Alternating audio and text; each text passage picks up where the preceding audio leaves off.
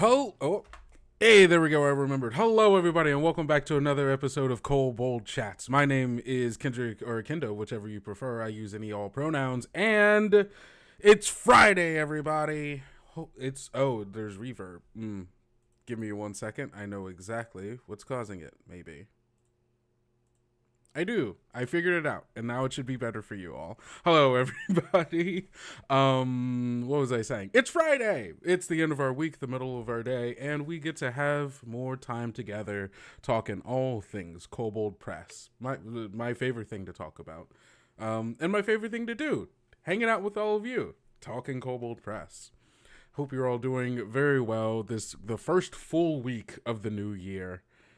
It feels like years have passed in the past 10 days for me personally. Just busy always. I hope things have been all right for all of you.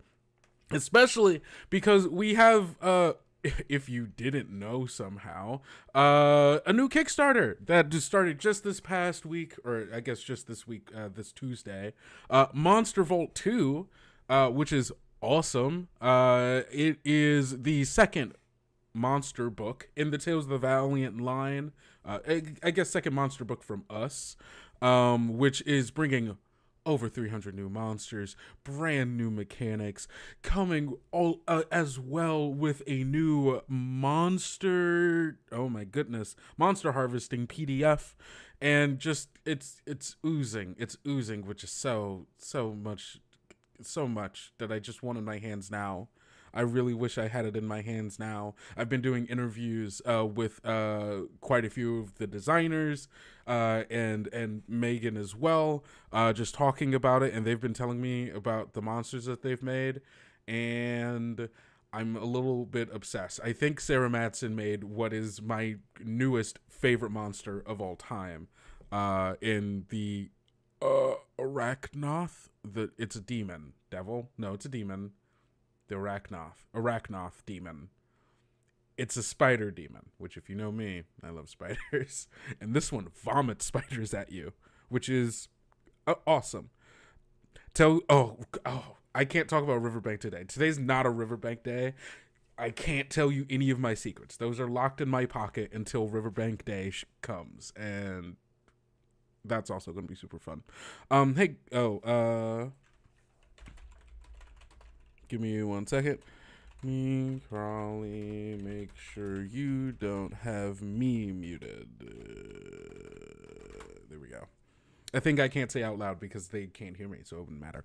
All right. But hey, we're going to talk about more stuff, but not just with me and me alone, because I have a wonderful person here to talk with me about stuff that we're talking about today. And that person is Meagan. Hi, Meagan. How's it going? Hey, Kendo. Woo! Happy Hoist the Flag Day. Happy Hoist the Flag Day, which is actually, hold on, wait. The things Jiro was going to talk about. We've got I'm sorry. No. You're so good. No, you're so good. You got to it before me, and you know what? We'll just talk about that. It's Hoist the Flag Day, everyone. Arrgh. If you didn't know, today is the 1-year anniversary of the release of the Black Flag reference document. The document that brings us what we know now as Tales of the Valiant. It's so good. It's so good in like, this is it, right? Like, this is the thing that we've been waiting for. I'm sorry, my brain got all messed up in the excitement. We're really excited to be able to bring the Black Flag reference document to everybody, so that's cool. Right? Like, it's in the mess of everything that happened a couple of years ago, right? I think this was the thing that people were looking for. I copy and pasted the number 3 into Discord. My brain, bad. There we go. Here's the link for the blog page that I'm currently showing everyone. But like, this was the thing that everybody wanted, right? A free document that allowed them to be able to take the things that they love about 5th edition, about Tales of the Valiant, and be able to make their own stuff with it, and be able to say, hey, this is this thing I made that I put a lot of work into it. please take a look at it. Buy it if you would like. And Kobold Press came and delivered. Yep. Anybody can make Tales of the Valiant compatible stuff now, so. Exactly. And so to help celebrate Hoist the Flag Day, we've got a lot of stuff that you could do. First and foremost, you can wear your Black Flag reference document and TOV merch if you would like. You can find... Yeah, I'm wearing my Black Flag hoodie. Ooh, laundry days for me today, so all of my stuff is currently in the laundry. So tragic. Shame. Yeah, I just have this Golden Girl shirt instead. Hey, that's still awesome. Yeah, I agree.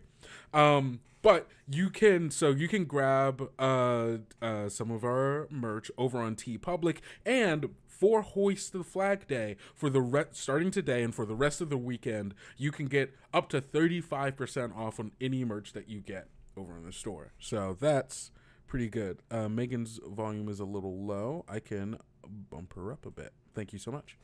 So you can go do that. You can wave your black flag on social media, tag at Kobold Press. We're basically at Kobold Press everywhere, except we're at koboldpress.com over on Blue Sky.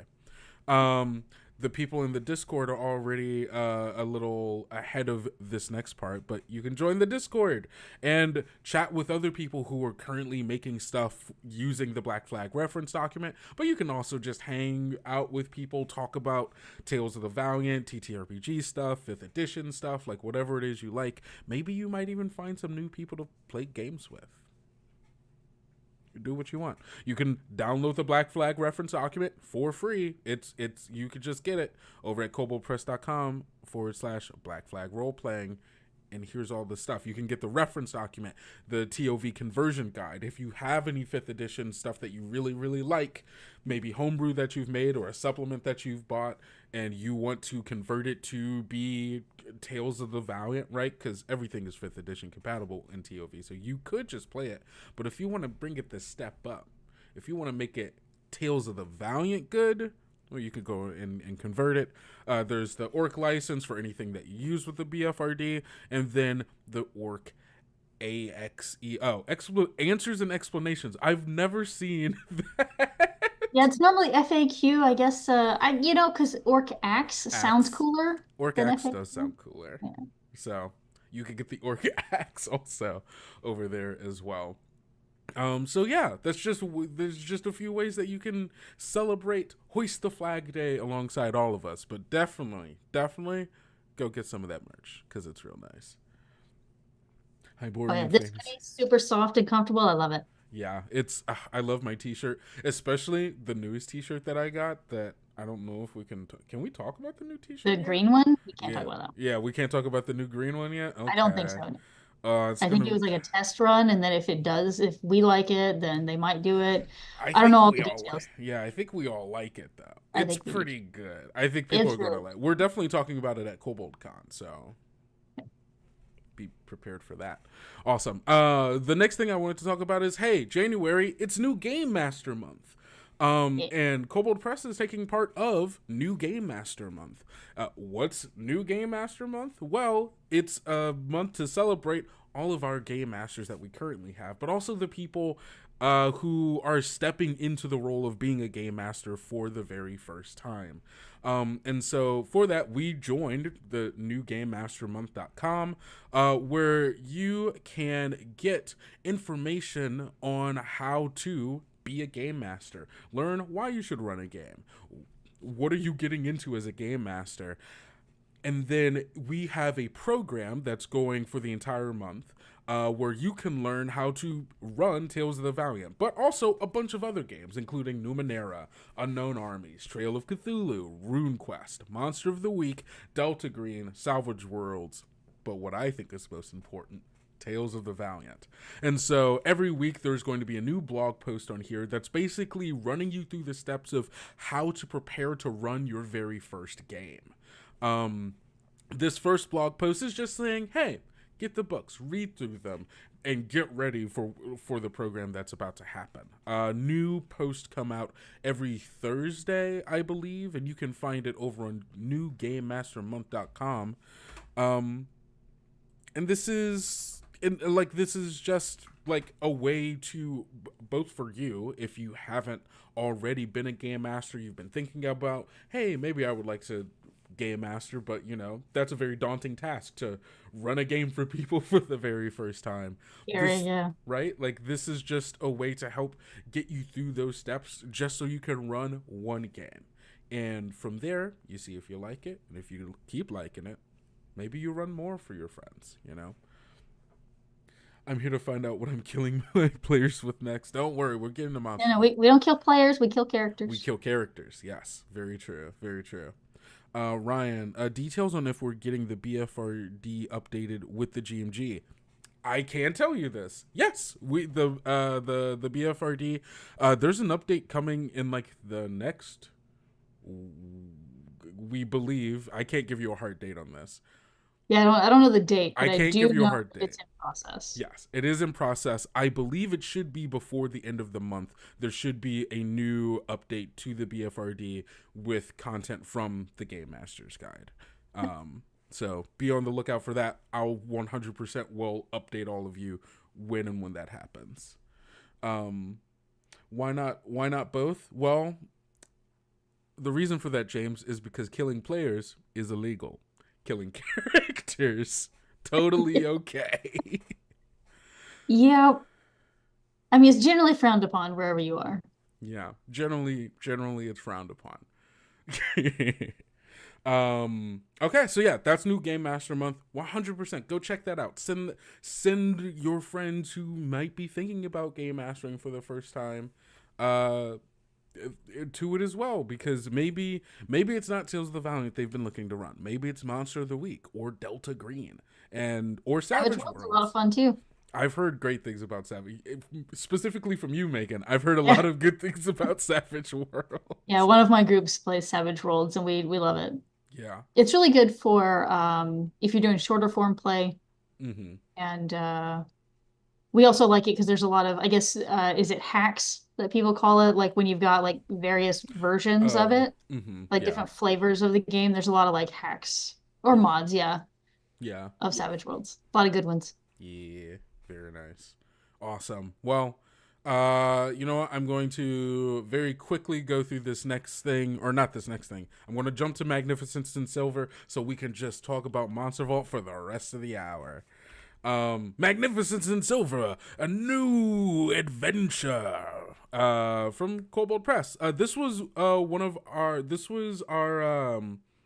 backer, yeah. So I think it was the Game Master's Guide that backers got to submit. They got to pitch ideas to us, pitch adventure ideas. And I think the top 2 people of that, because I think we had about 150 submissions of people like pitching different adventure ideas. And then they all came in and we had a team vote on them. And the top 2 are the ones that we were publishing, and Magnificence and Silver is the first one. Yeah. So this is Magnificence in Silver by Scott Moore. It's a 26-page adventure for 4 to 5 level 7 players. So I'm just going to read the copy because that's fun, right?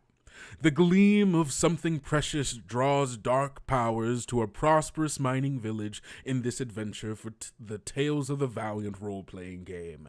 A call for heroes has come from Slocairgid. I'm not quite sure. You did better than I would have on that one. I have no idea. I've had to say it in a video that I recorded, so that's why I was like even like kind of close, I think. But Slocairgid, a goblin settlement famed for its silver ore. The community is held in the clawed grip of the dragon Magnificence and her cult. Journey in secret to Slocairgid, rally the people against the dragon, and liberate the village. Secrets and conspiracies are rampant, however, and your heroes must be on guard against deception and betrayal. Magnificence in Silver is a 26-page PDF adventure suitable for 4 to 5 players of 7th level. Confront the dragon in her hall and defeat Magnificence in Silver. So dun dun dun dun dun dun. Just like a real fun $5 PDF. Real fun. I'm a Fey Lord of Light from I am a Fey Lord of Light, the one from the Book of Ebon Tides. Ooh.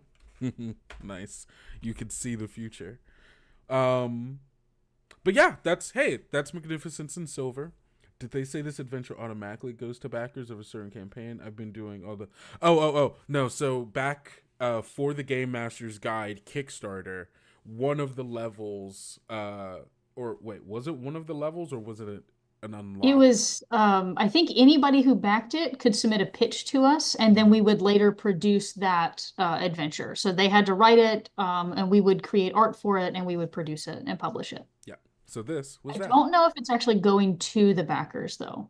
I think it is intended to be a separate thing, but every backer got a chance to submit an adventure idea to us. Yeah.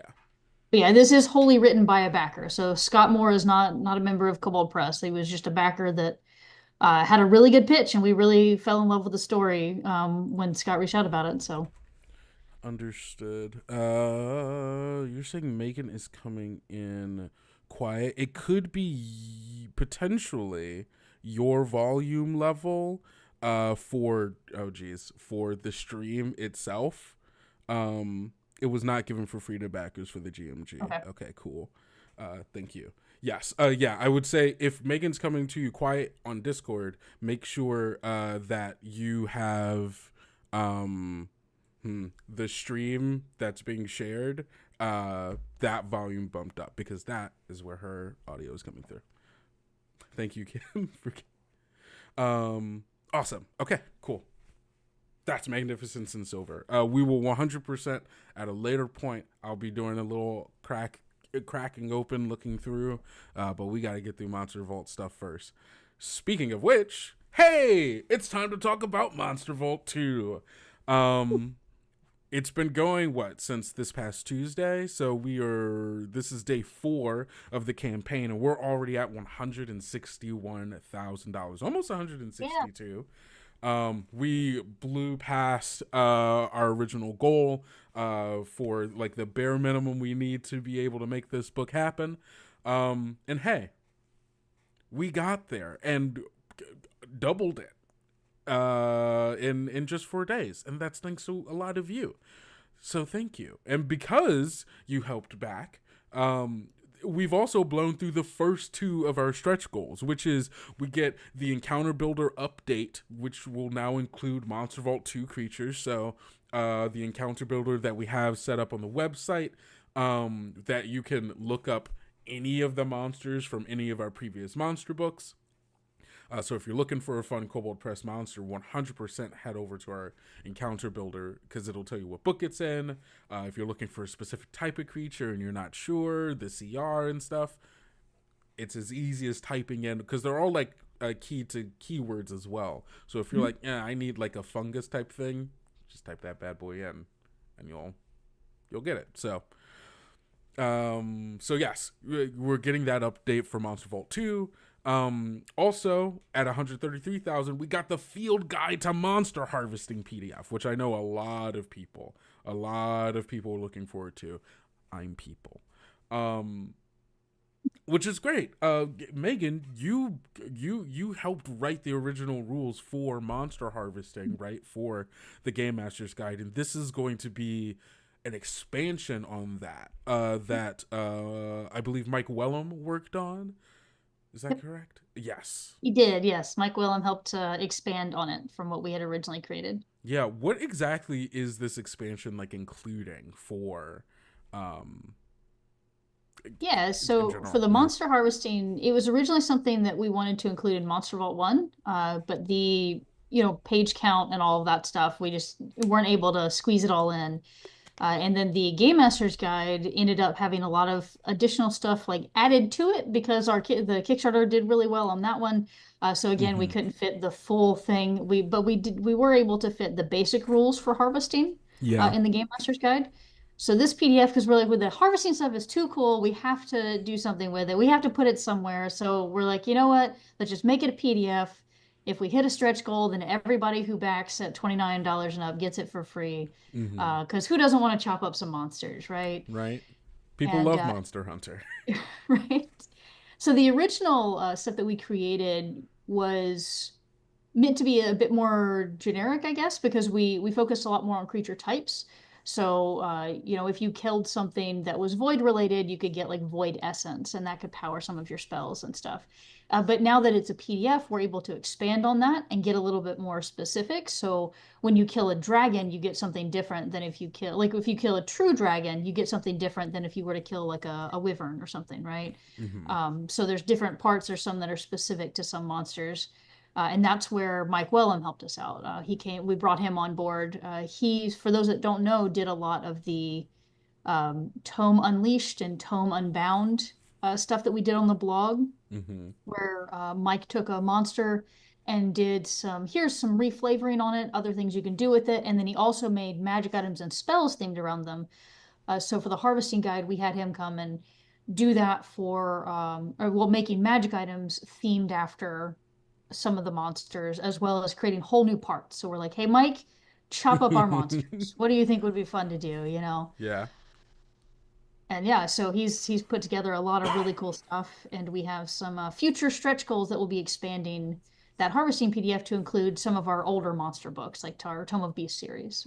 Amazing. So yeah, once we get past that 200,000, we can get even more stretch goals, and that means we get more monster parts. So yeah, all kinds of monster parts. Yeah. Okay, awesome. Yeah, no, yeah, see, I knew it. Everybody's so excited to chop up monsters because we kill them, and then we're like, hey, what do we get to do with them next? What if I wanted to use those? Recycling, right? You don't want to just leave it there. Now, I can't wait for, and this isn't real, everyone, the thing that I'm about to say. I can't wait for the monster cooking supplement where we can chop them up and then eat them. We do kind of have some cooking stuff, but it's on the blog. Yeah, so true. Yeah, I think there's a blog about cooking cockatrice. Oh, yes. Oh, we covered that. Yes. Yeah. I want to go from Monster Hunter to Dungeon Meshi. And I just want a whole campaign where the whole thing is going out, slaying monsters, making items out of them, or cooking them. Come on, that'd be great. That sounds like wonderful for like a mega dungeon campaign of just like, we're gonna be in this dungeon forever. We're gonna have to learn to live down here. Monsters, yeah. Oh, be so good. Exactly. Yeah, the best part about the harvesting rules is that from the game master perspective, most of the things you harvest are temporary, right? Because parts decay over time. When you pull something's organ out, the organ's not going to last forever. So it gives it's a fun little reward for game masters, to have this kind of temporary little thing. Yeah, and you and I but then you can also like put that into magic items, then it lasts for a while.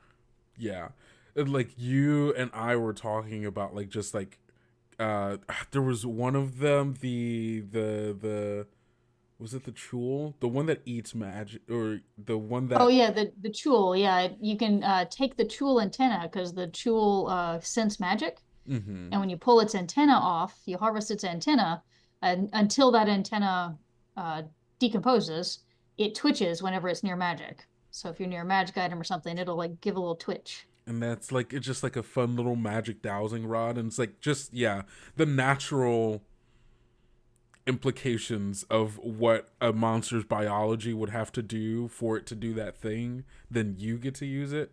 It's just good. Mike came up with some really great stuff. Question for harvesting: will there be stuff for like more mechanical monsters that would be neat for mechanists, if that makes sense?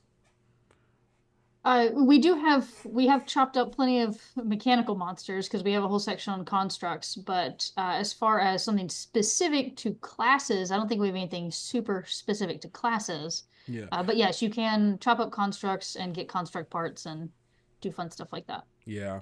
So there's not something specific for the mechanist. There's just, you can chop up mechanical monsters. Yeah. I think they were thinking more of just like, that would be fun for a mechanist because that's kind of like in their vibe. But yeah, 100%. Gotcha. Awesome.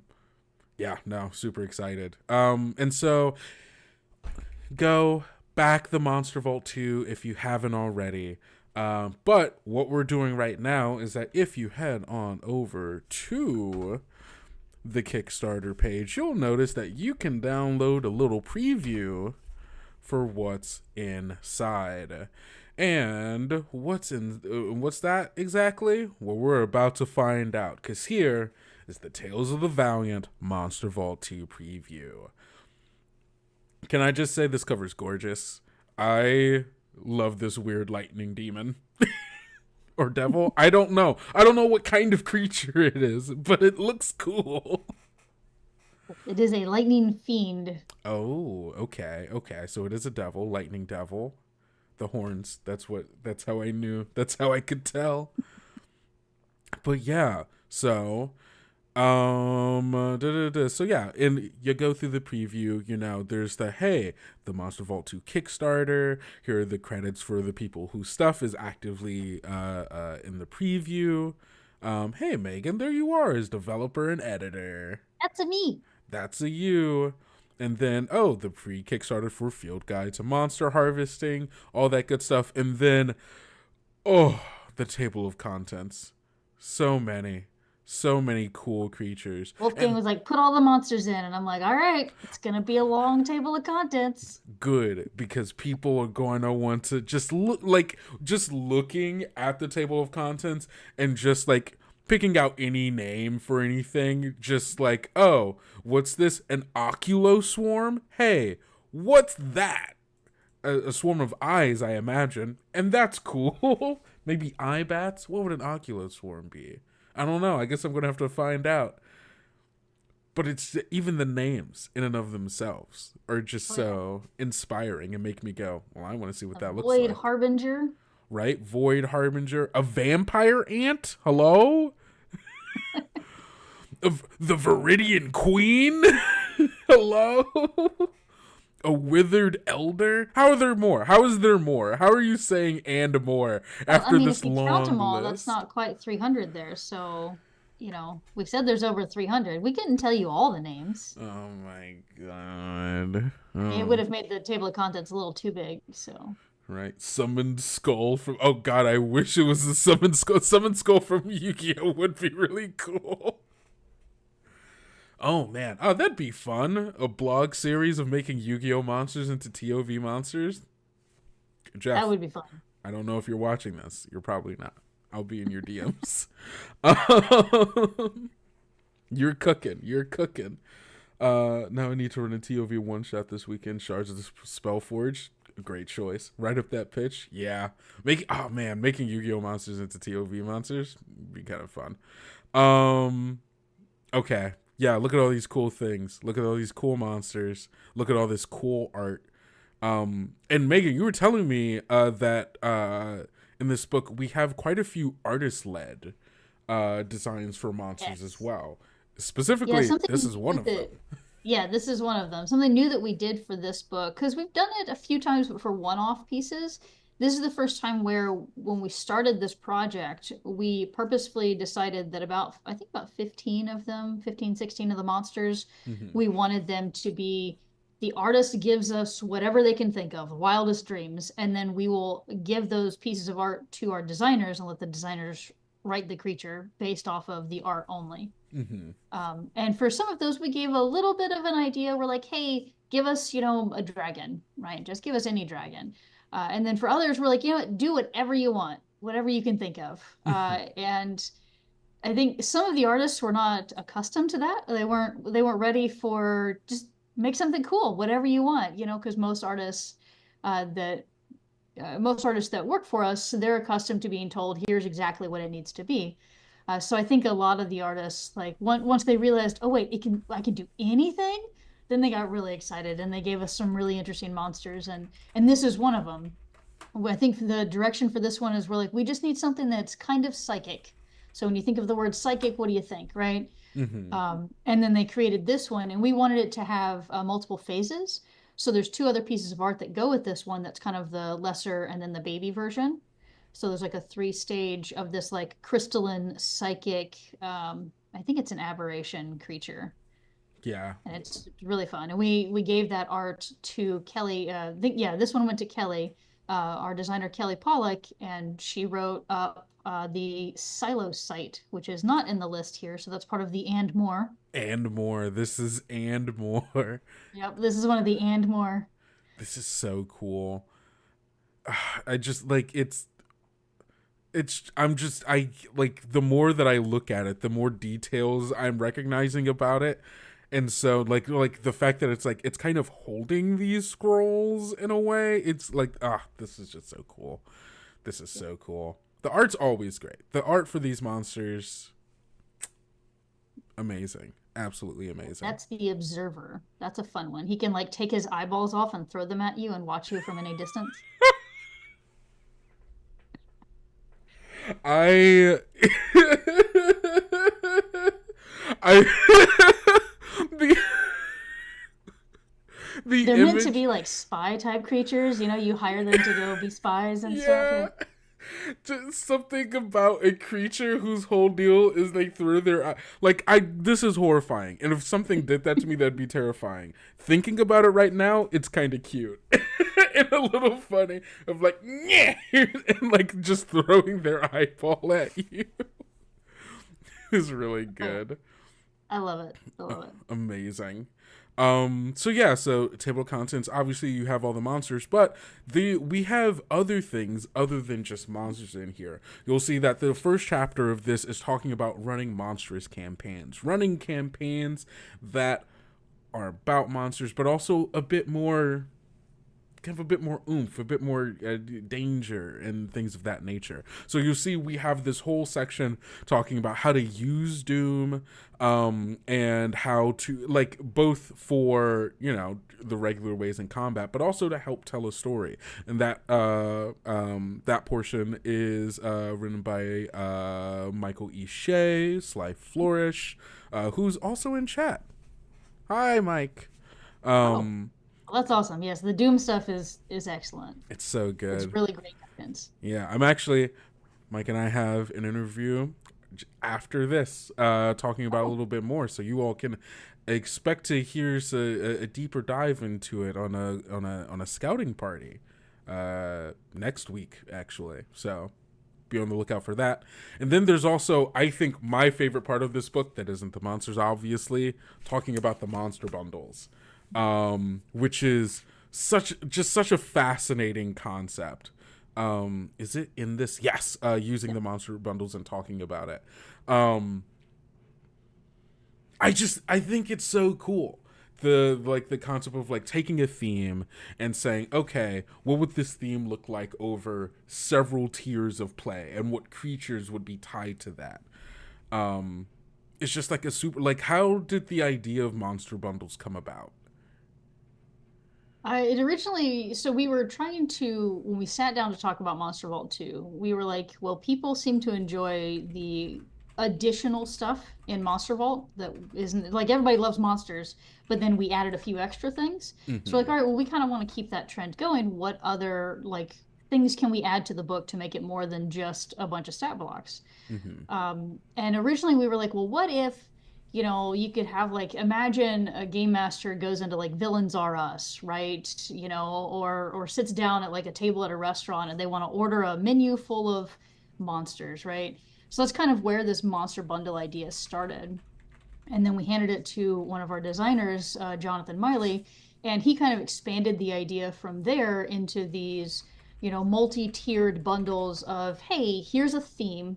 Here's a bunch of creatures that go together in that theme, and you've got like a miniature ready-made story that could either be a single dungeon or a single session, or a multi-session adventure, or you can even build an entire campaign around it using the different tiers. Yeah. But yeah, so it's kind of evolved. And the other cool thing that this is why it's great to work with freelancers, because they always have so many ideas that you don't think of. And one of the things that he pitched to us during this process was something called adventure escalations. So it's the idea that you can use these bundles, you can pick multiples together, and you can seed. So similar to some of the more sandbox type of adventures, you can say, you know, you've got your Forged Lord here who's, you know, got a bunch of robots. We've got the Sahagwin here, or Sagwin. I don't know how to pronounce that word. Yeah, I also, yeah, I'm unsure. The fish people. You got the fish people, and they're causing havoc. And then you have the lizard folk that are making zombies in the swamp. And so you can kind of seed these ideas and your players can go after one of them, and whatever they don't go after gets stronger. And you have, because of the way the tiers are set up here, you can then just progress it to the next tier. Because each tier tells you, okay, if you're using this for tier 3, then the boss uses these stats, and the lieutenants use these stats, and then these are like the minions. And you can kind of go from there, and it's a lot of fun. Yeah, and that's like, and we were talking like it's the way that these different, like, if you are doing it from like an adventure, like an escalating, like a front, like a situation, right, of like how you could also potentially like play bundles off of each other, like, yeah, like, oh, if you're doing this one thing and it's like, oh yeah, okay, everything else is getting stronger, but like surely that dwarf mechanist might have feelings about, you know, the oh god, this, oh, the Fish people. Sahagwins, the fish people. Fish people. I want to call them by their name. The the fish people who are like, you know, invading from the sea and maybe like get like one of the factories or like an area where like they were trying to get like materials and stuff. And so now you have these two fronts that are competing against each other, but also a thing you have to deal with, you know, which I think is like, it allows like, there's so much depth that can come out of that kind of play, and it's so simply like put together, right, where you just have to choose bundles and then like go like, okay, what does it mean for these things to like have to exist and interact with each other. It's such a great way to put together a campaign, and then also be able to like look into the future and know, okay, I know it goes from this tier to this tier. I know what it is looking for. That is what the story is. And then once it's past that, I still know what the story is because I still have the bundle to kind of guide me. It's just really cool. The idea here, I mean, just like with the new Game Master Monthly, we want it to be easy to Game Master because we need more Game Masters. Yeah, absolutely. Absolutely. And making things easier for those Game Masters is kind of what Kobold Press does best. There was someone mentioned this earlier when we were talking about Magnificence and Silver. Let me see if I can go find the comment again. But yeah, Michael said, I want to congratulate you for the new way of writing adventures for TOV. Info is easy to locate and use in the game. A lot of content for the page count. And it's like, yeah, making things easy to read, easy to find, easy to use is just like, it's one of the things that I've been really, really enjoying about a lot of the Tales of the Valiant adventures, the Game Master's Guide, like all of it is just, it's so readable and so usable. Yeah, really, the adventure setup we went back and forth on for a bit, but I think the driving force behind the adventure setup was Celeste and our editor Scott Gable. Mm-hmm. The two of them really kind of hammered that one into the shape that it is now, and it's kind of evolved a little bit. Mm-hmm. But they did an amazing job. I love the new adventure set, and I can say that because I wasn't involved in changing the adventure setup. So no, you're right. It makes it so much easier to just, when you're at a table, because you're having to pay attention to so many different people and so many different things, you can just kind of glance down and be like, what was that DC again? Instead of having to like search through a paragraph trying to figure out what was the save they needed to make. Oh, mm-hmm. They don't even need to make it. So why did I even spend this time reading it? You know, so yeah. Yeah, everything is just, take kobolds or dog people, not lizards. You know what? I'm not going to fight you. Understandable. Yeah, that's what. Yeah, 100%. They can be. There are different types of kobolds in the world. You know, and the 10,000 worlds of the labyrinth, kobolds can look like a bunch of different things, and so many of them. But yeah, 100%. And then we get some look at some dragons. Oh wait, there was another question someone asked. Are there any plans on adding more versions of like fantasy classics of like in mythology for monsters like sphinxes or basilisks? Yes. Yeah. Yes. If you look up at the table of contents, there is a phoenix there. We also have a Girtablilu. See, I'm struggling with it, but I'm the one that has to come up with the phonetic pronunciation guide at the back of the book. Which is a great thing. A great thing to have. I just have to think way too much about how to pronounce these. But yeah, the Phoenix, the Gertablilu, which is like a human scorpion type of thing. Mm-hmm. What are some of the other ones? We have a lot of things because folklore really inspires a lot of our designers. Mm-hmm. Um, oh, I think the Artagu is one that was inspired by folklore. Then we have the Minjara is also inspired by folklore. Oh gosh, I'm trying to think. We do have several. Those are the four off the top of my head Yeah. that Yeah. are inspired by folklore. But yeah, Very. the Gertablilu, I believe, is Mesopotamian folklore. And then the Mm-hmm. Phoenix is all kinds of folklore. I think it originated with Greek, but it could also be even further than that. I'm not a historian, so Understandable. Understandable. Um, but yeah, so past that, we get to start seeing some of the monsters. And the first one here, the adamantine dragon, which is we gotta love more variants of dragons, new metallic There's so many metals out there. There's got to be so many more metallic dragons. And this one right? just looks so cool. Like the sharp, like both, like it still has like a very graceful curvature to it, but very sharp angles in specific places that make it seem like it like looks like a solid piece of metal, which is really like super cool and very specific to Yeah, this kind of dragon. the visual notes for that one were carbon steel and Damascus steel. Yeah, I can along the wings, very nice. I love like it's gorgeous. It almost kind of looks like it was animated into Right? life more, or like crafted and animated more than it was born, which is really really cool. I want to read. Wait, what's the lore? What's the lore here? All right. The dark gray metal scales of this dragon seem to absorb light. It moves ponderously under the weight of its scales and wings, the undersides of which display black splotches. The ground shows indentations where the dragon is settled. Big, heavy, dangerous. Lovely, very elegant, very elegant.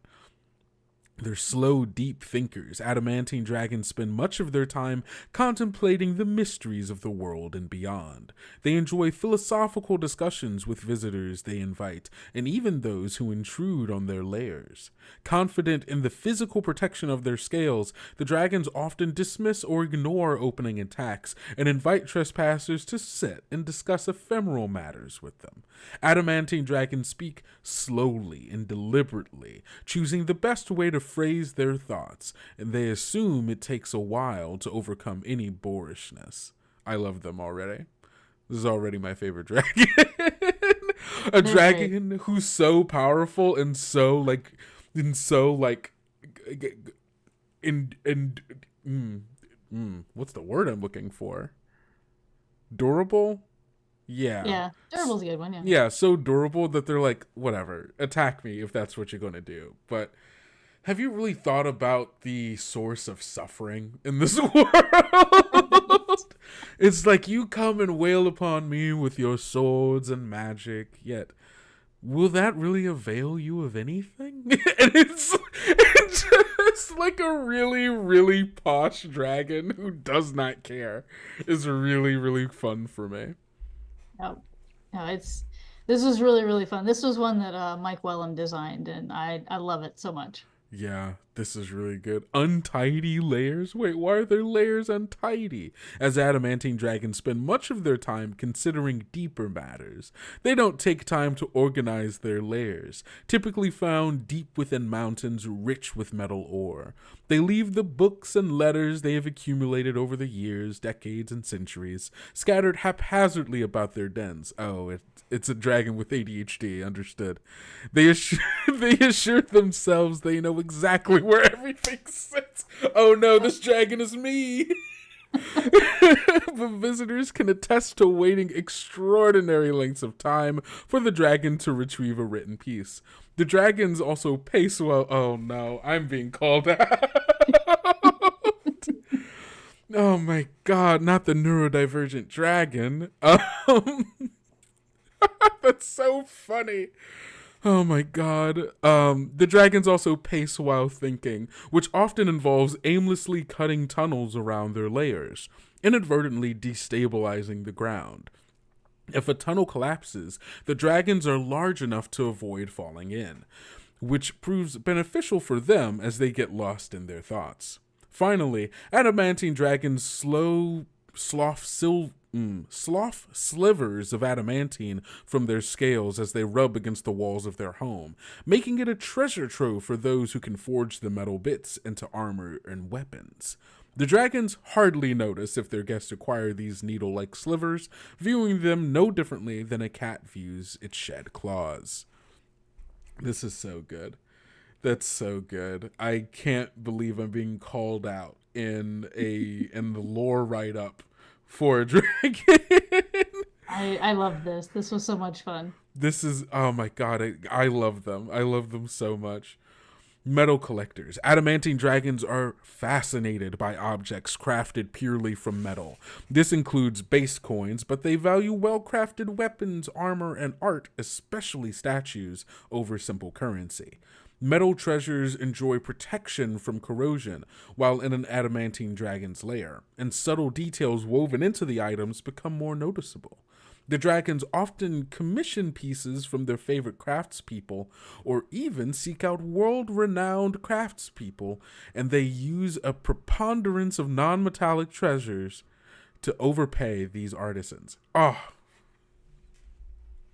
Lovers of art and craft, willing to pay, philosophers thinking about the finer things, ADHD.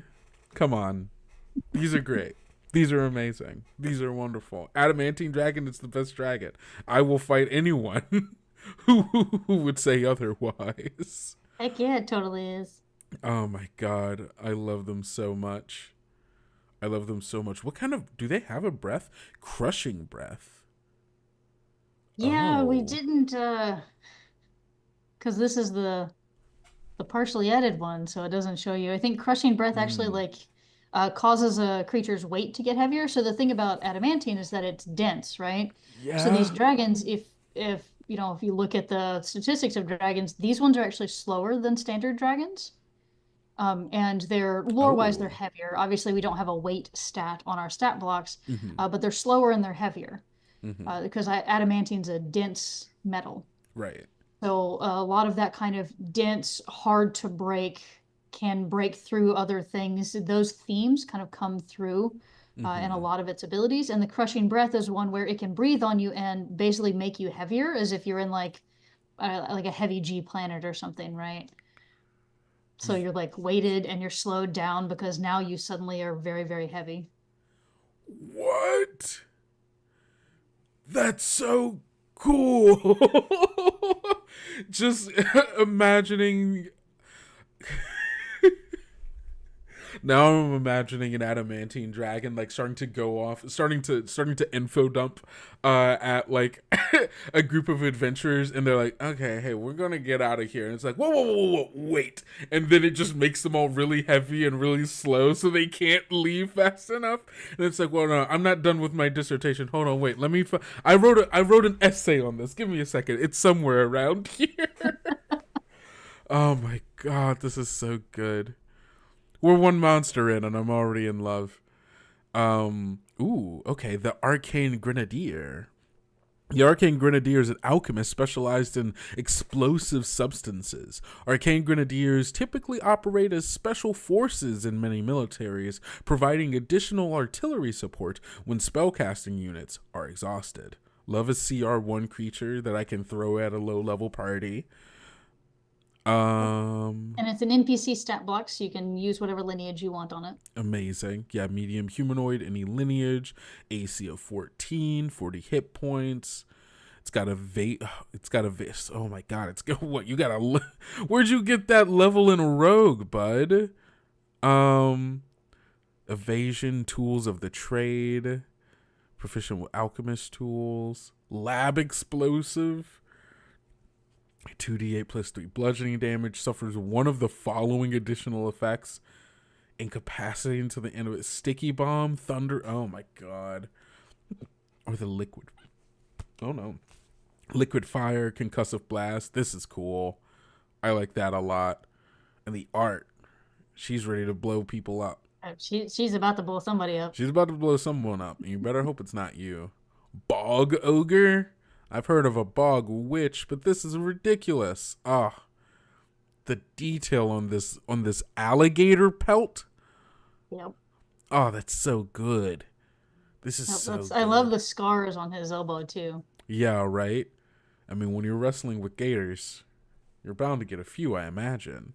Yeah, it's just one of those little details that, when you send an art brief to an artist and then they come back and they're like, hey, I, put an alligator pelt on him and I gave him scars. And I'm like, wow, we didn't tell you to do that, but that is great attention to detail. I love it. Right. It's so good. Bog ogre, swamp giants. Making their homes deep in swampy locations, bog ogres are typically solitary creatures, though they may live in small communities which they protect fiercely. They live comfortably in partially submerged locations, and they often build hidden underwater entrances to their homes to keep out unwanted visitors. Some bog ogres have taken up basic animal husbandry, keeping other swamp creatures in small enclosures for food or training training others to act as watchdogs or even pets. Ooh. Okay, bog ogres often fight with other trolls over choice territory, but they tolerate green hags, occasionally working as guards, mercenaries, or other hired muscle for the Fae. They distrust most other sentient creatures, though. They aren't immediately aggressive unless their home is threatened. Bog ogres can often be hired as guides if given an offering of fresh meat or mead. Aw. Kind of like Shrek. It's just a nice bog ogre. They're just like, come on. I'm just hanging here, leave me alone. But give me some good food and I might tell you how to get out of here without stumbling into the Hydra. Exactly, yeah. Watch out for the Hydra. He's kind of cranky this time of day, so I wouldn't go over there if I were you. This is so good.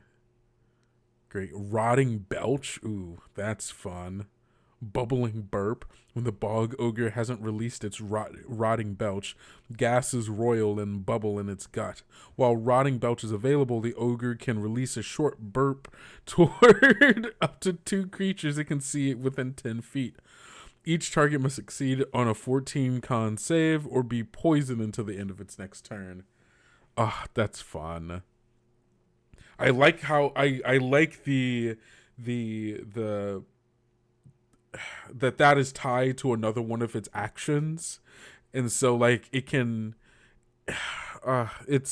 this is what I like about a lot of the TOV design. There's a lot more depth, I think, in how monsters work, and a lot more thoughtfulness in the kinds of things it can do and how that might be related to other things that it can do. And like this kind of like, okay, if I haven't done the belch yet to get out all of this stuff, which is on recharge, right? So you don't always have access to rotting belch. Thus, you also don't always have access to bubbling burp. At least that's how I'm reading it. Yep. And so you have these 2 different things that are on recharge. One of them you can use as an action. The other is a bonus action, depending on, what you want to do with it. And so there's a lot of flexibility for game masters to change things up on the fly, while also like adding like a level of what's the word I'm looking for? Tactical decision. Yeah, for characters for players as well, which is really, really fun. I've been under the assumption that the TOV stuff would be usable with 5e, but I never got around to confirming it. Yes, everything that is created for Tales of the Valiant is 5th edition compatible. You can use it in the 5e game without changing anything. Same with, you can take any 5th edition, like monster, class, spell, whatever, and put it in TOV with no changes. There are, however, design philosophy differences and how things are designed with Tales of the Valiant. So if you wanted to use it in 5th edition, you can. And if you want to use 5th edition stuff in TOV, you can. But we recommend maybe changing some things, which is why we have a free conversion guide, which just helps bring other 5th edition stuff up to what we think Tales of the Valiant is at. So yes, you can use it across the board. Yeah, the conversion guide has some guidance in the very beginning of when you should convert and when you shouldn't. Mm-hmm. Yeah, it really just comes down to what you prefer. Like, do you want to have, that kind of mixed party? Do you want to just bring in, because you can bring in monsters and players don't see that, right? So you can Right. just bring in whatever monsters you want from anybody, right? It doesn't have to be from us, and just play them as is. The big difference on the monster side of things is the Tales of the Valiant monsters are a little tougher. So just keep that in mind that if you do have a party full of 5th edition characters, maybe go like 1 CR lower on the monsters than Yeah. you would ordinarily. There you go. Because yeah, as you can see, monsters in TOV, they get a lot more. They get a lot more things they can do than older, more traditional 5th edition monsters. Which I, as a game master, I love options. I like shaking things up for my players. This thing looks so cool. The dust cloak looks so cool. Every time I go through this PDF, I kind of have to stop here and just look at it because it's ugh. As it flies, it flaps in the wind, looking like just like a spray of dust, and then this burning maw here. Ugh. That's so cool. It's so cool. A shape. Cool. Oh wait, hold on. Let me zoom in a little bit. My eyes are getting worse every day. A shape coalesces from a cloud of dust, a wide mouth filled with rock-like teeth. Over outstretched wings of swirling, roiling dust, a tail like a miniature tornado whips through the air as it begins to dive. Oh. A wonderful description of it. Air and earth. Dust cloaks are elementals born in regions where the influence of elemental air and elemental earth meet.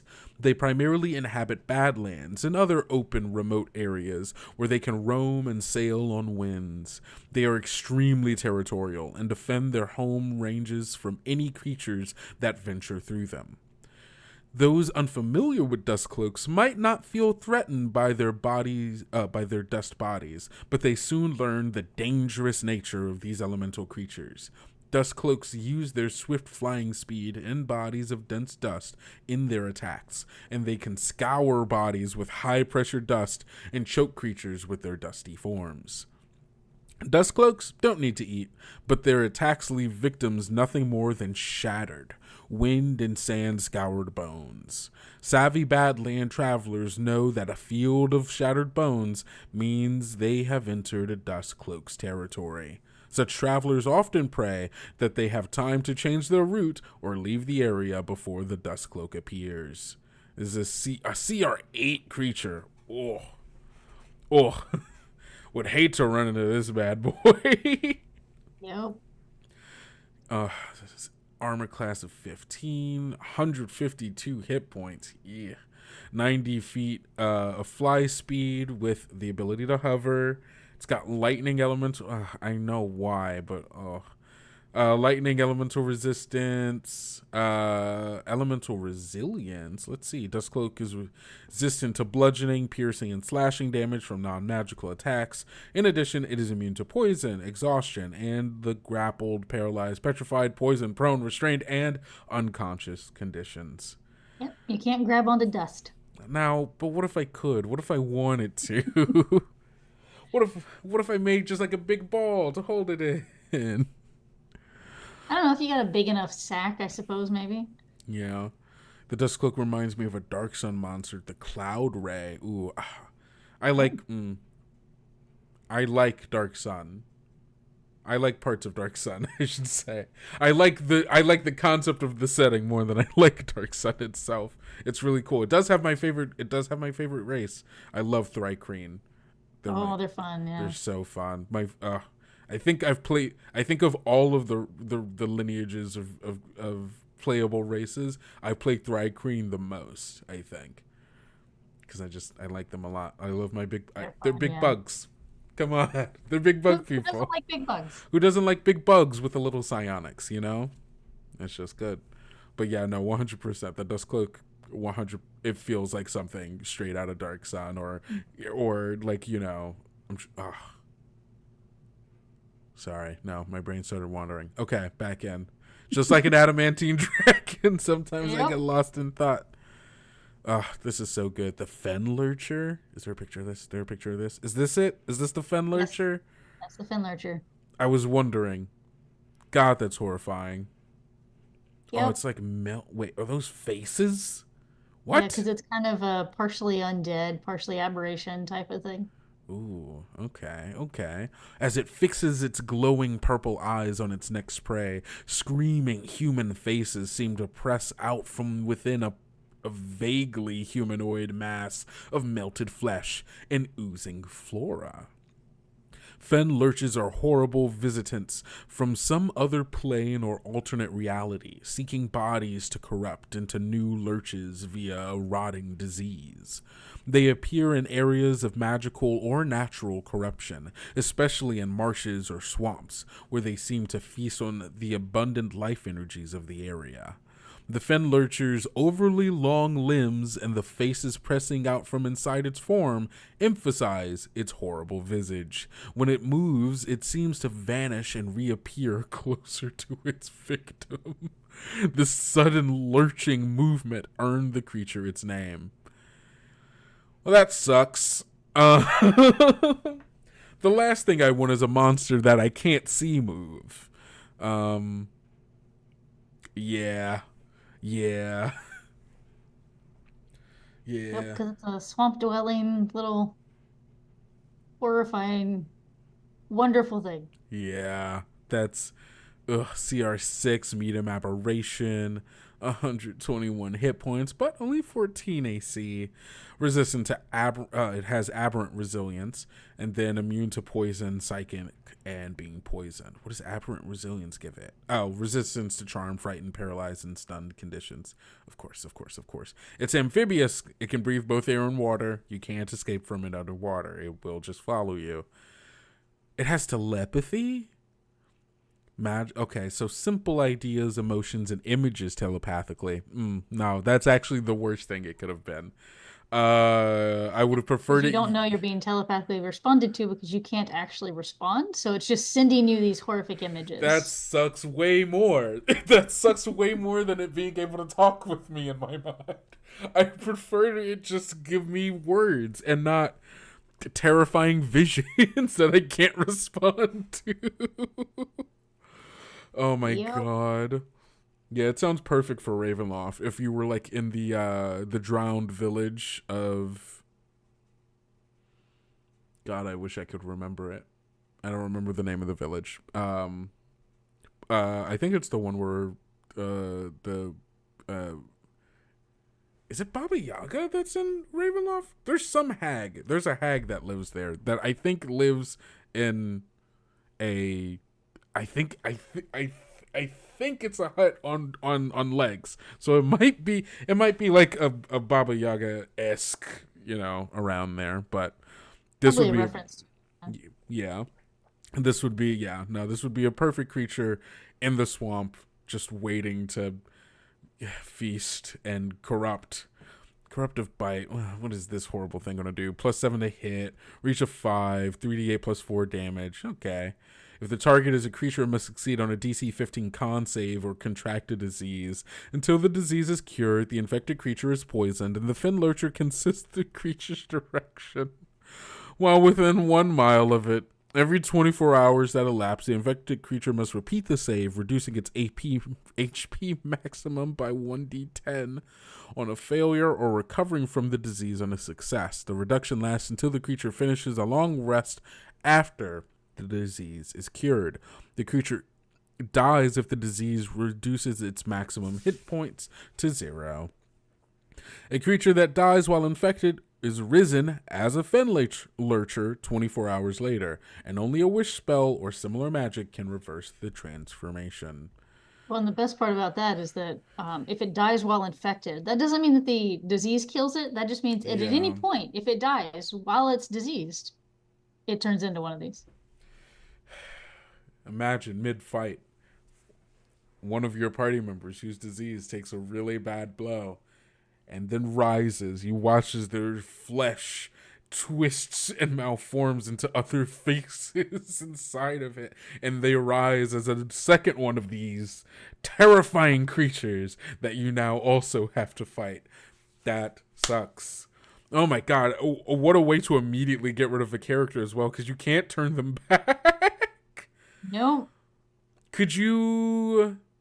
Well, that's reversing the... You could kill them, and then you would need, like, a true resurrection, I think, right?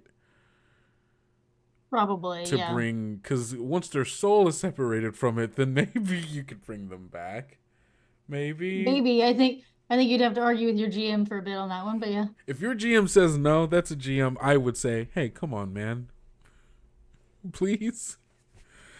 Oh, God. What's the Lurcher's int? +7. That's pretty high. That's pretty high. Hey, come on, man. Come on, please. Come on, I don't want to be a Fen Lurcher forever. Oh god, that sucks. Oh, there it is, the mental onslaught. The Fen Lurcher projects horrific images and sensations into the mind of one creature it can see within 60 feet.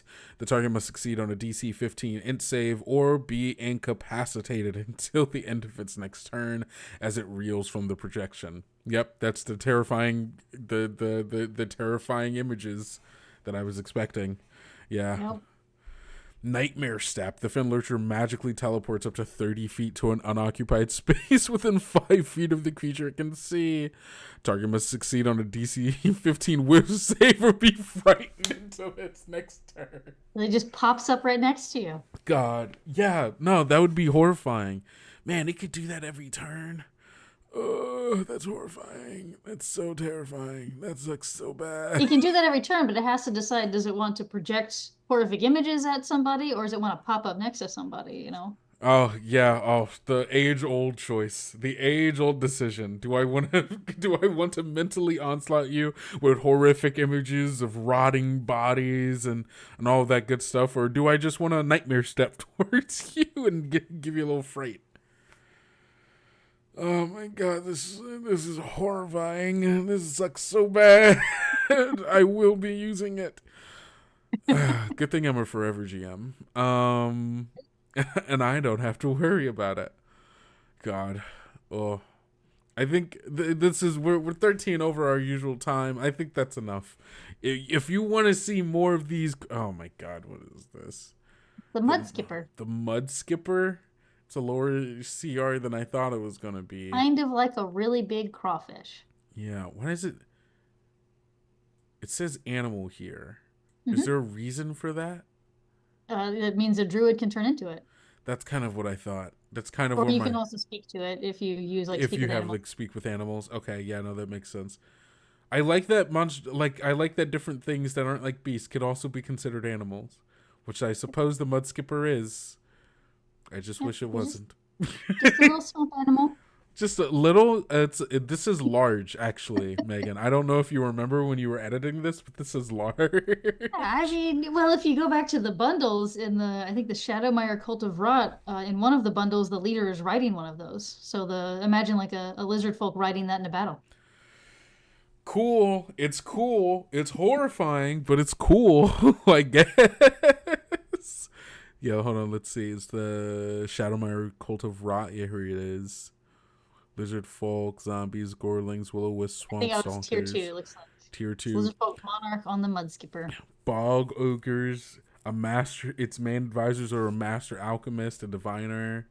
It's got other things. Gorling swarm, bog bounders. Wait, did I?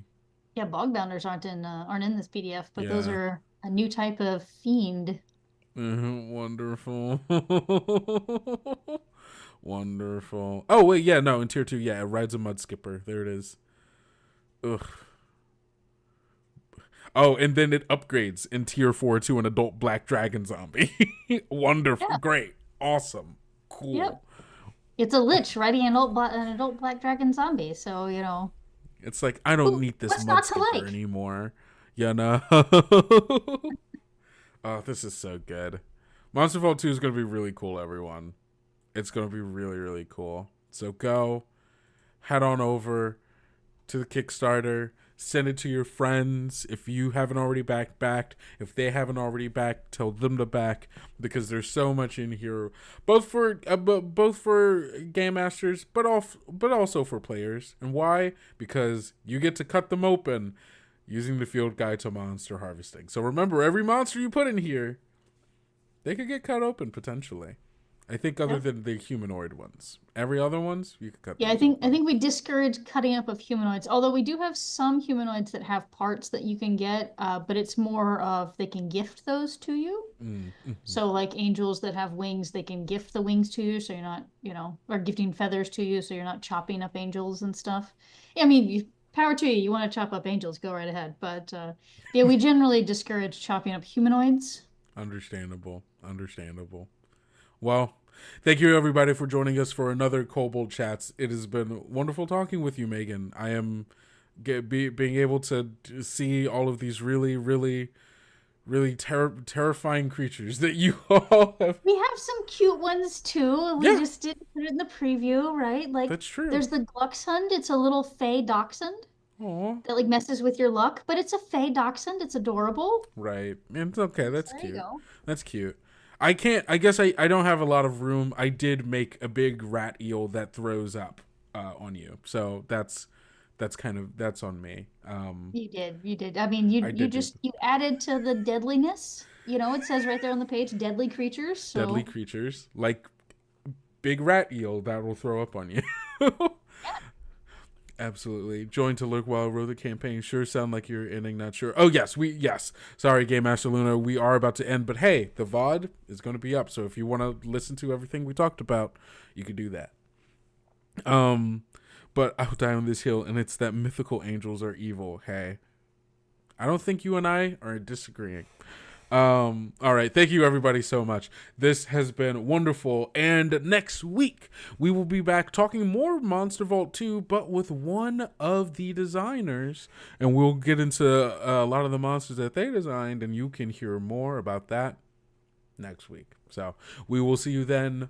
Until then, everybody, don't forget to eat enough food, drink enough water, get enough sleep, and take care of yourself, because self-care is very important. Starting off the new year, you gotta make sure you're doing it right. And don't forget to love yourself and play some real fun games with everybody around you. We'll see you then. Peace out.